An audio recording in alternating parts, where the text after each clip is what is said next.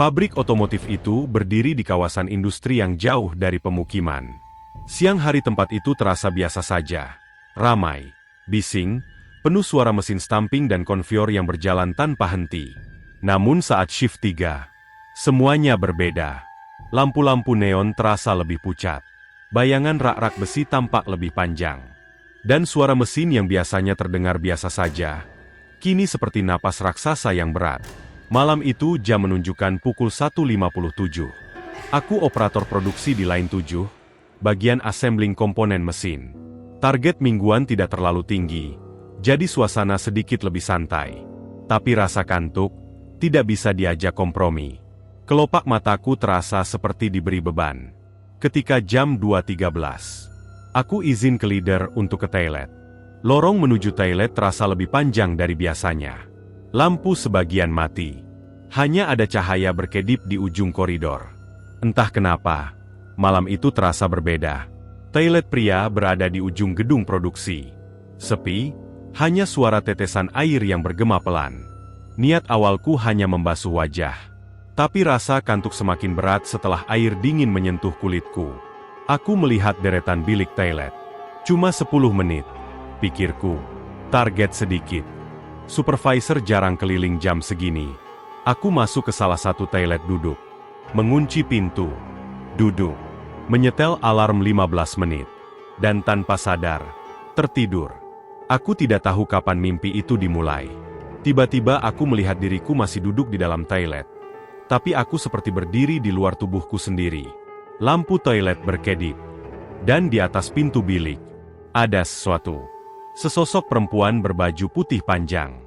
Rambutnya menjuntai hingga menutup wajah. Tubuhnya melayang, berputar pelan di udara sempit itu.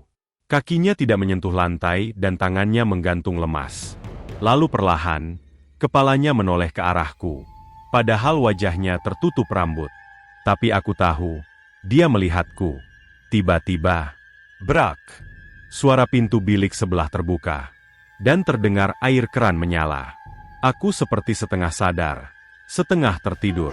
Aku bisa mendengar suara air mengalir deras. Suara orang menghela napas. Bahkan seperti ada suara seseorang berdaham pelan. Aku ingin membuka mata, tapi tubuhku berat. Sementara dalam mimpiku, perempuan itu kini berada tepat di depan pintu bilikku. Kepalanya menunduk. Lalu terdengar suara ketukan pelan. Tuk, tuk, tuk. Dari luar pintu bilikku. Padahal di dunia nyata, ada orang di sebelah.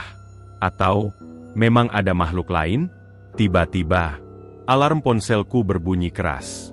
Aku tersentak bangun, dengan napas terengah. Tubuh dingin oleh keringat. Aku masih di dalam toilet. Air di bilik sebelah masih menyala. Jadi, tadi itu hanya mimpi? Aku mencoba menenangkan diri. Mungkin cuma kebawa capek. Aku membuka pintu bilik. Bilik sebelah tertutup dengan lampu yang menyala. Dari bawah celah pintu, tidak terlihat kaki. Tapi suara air masih mengalir. Aneh, biasanya kalau orang berdiri di depan wastafel, bayangannya terlihat. Aku keluar untuk membasuh wajah lagi.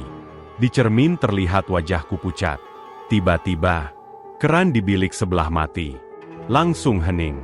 Sangat hening. Aku menunggu seseorang keluar.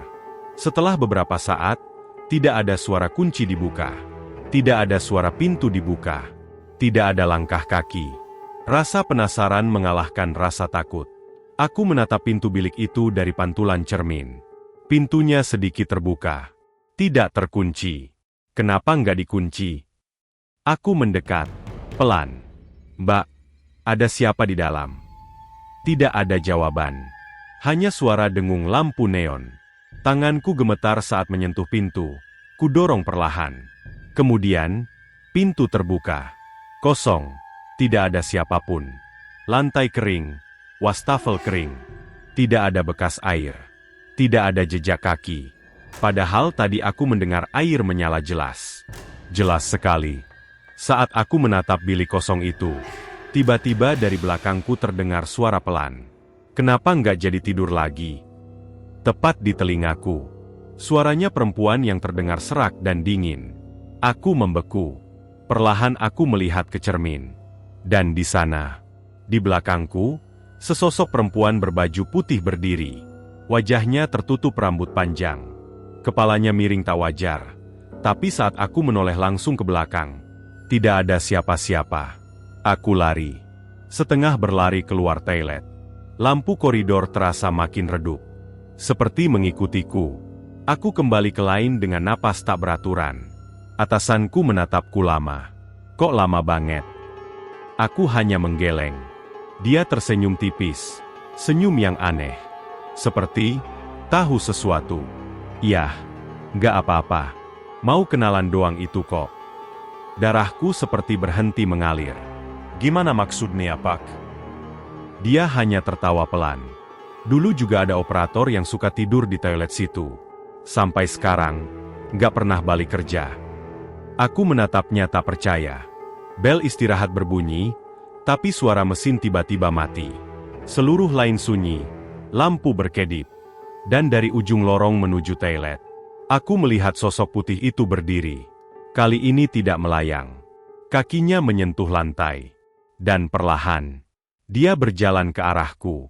Atasan menceritakan bahwa 5 tahun lalu ada karyawan perempuan yang lembur shift 3. Ia ditemukan meninggal di toilet. Diduga serangan jantung. Tapi banyak yang bilang, sebelum meninggal, ia sering mengeluh ada yang mengikutinya di lorong. Sejak saat itu, toilet itu sering terdengar suara keran menyala sendiri. Dan siapapun yang tertidur di sana, akan dikenalkan. Sejak malam itu aku tak pernah lagi tidur di toilet. Tapi setiap shift 3, jam 02.03, keran toilet lain 7 selalu menyala sendiri. Dan alarm ponselku sering berbunyi sendiri. Padahal tidak pernah kusetel. Yang paling membuatku merinding, kadang saat bercermin sebelum pulang, aku melihat pantulanku terlambat bergerak. Dan di belakangku, ada sosok berbaju putih berdiri sangat dekat. Seperti menunggu aku mengantuk lagi.